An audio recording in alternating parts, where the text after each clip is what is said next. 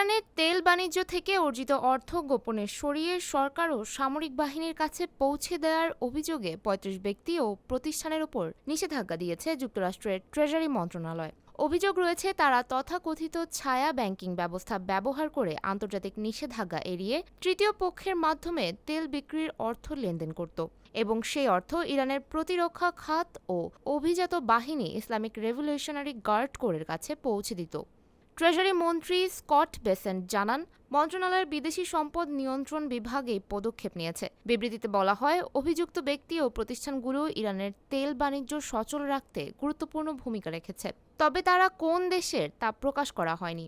যুক্তরাষ্ট্রের দাবি, এই নেটওয়ার্ক ভেঙে দিতে পারলে ইরান এর অর্থ প্রবাহে বড় ধাক্কা লাগবে এবং দেশটির তেল বাণিজ্যের সক্ষমতা দুর্বল হবে।